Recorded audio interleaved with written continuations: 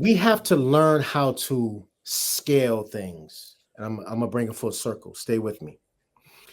So back in the 1940s, 1950s, right, in America, a man could get a job to make enough money to afford for his wife to stay home and take care of the kids, and he just worked and they had a car and everything, right?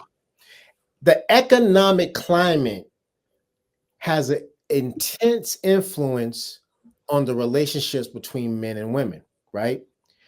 This is no longer 1950. So with women, I want women to understand this.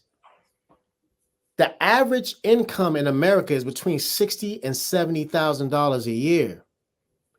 And there are a lot of women who, all these women saying, I want a man that makes $100,000. That 10% of men make $100,000. That means 90% of men and women don't make that amount. It is unrealistic to think that you can get that, because the men in the 10% has more options and they can just fly women out. And so we have to get realistic. And I want to say this. I understand that women want to have access to a man with more resources. And because of the internet, men with resources have more access to women who, so a lot of times women think they have that option to get one of these men and they don't really have that option. So I'm saying all this to say that here, what I think the solution is, we need to get, I understand that women need security, but the extreme nature of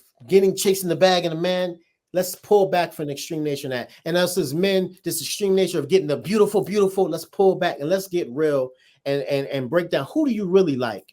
Who are you really attracted to? Who do you really vibe with? A man and a woman, we need to get back to connecting who we really vibe with. And guess what?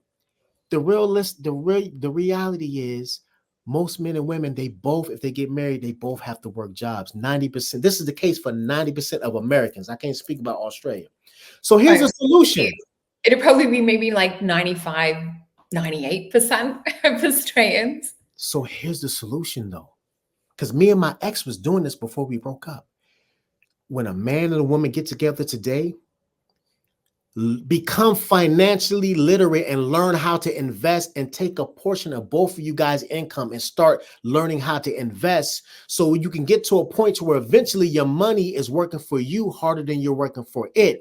Then you both can eventually be free to where you both have more time to take care of the children. You both can cook together. You both can clean together. Because I understand that it's more in a woman's nature to be nurturing, but I'm not like, get your ass in the kitchen, that's it. That's not the dynamic. Like, we can cook together, we can raise the kids together. You understand? So it could be a dance in between that. But I feel like the solution is we have to understand that we have to look at it in the proper scale and adapt accordingly. You can't expect to have a relationship that reflects the economy of 1950 and 2024. You have to adapt, which means we can't rely on pensions. I don't think we're going to be able to rely on the 401ks that everybody got their money in. But what we can do is we could become financially literate and learn how to invest in multiple assets and slowly build that up as a team. Me and my ex did it.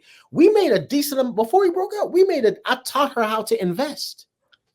And we would doing well. You know, I lost a lot of money and made some mistakes, but I'm getting it back now. But all I'm saying is we were on that path. So I'm not just talking out of my ass when I'm saying this. Like, I live this, right? Yeah.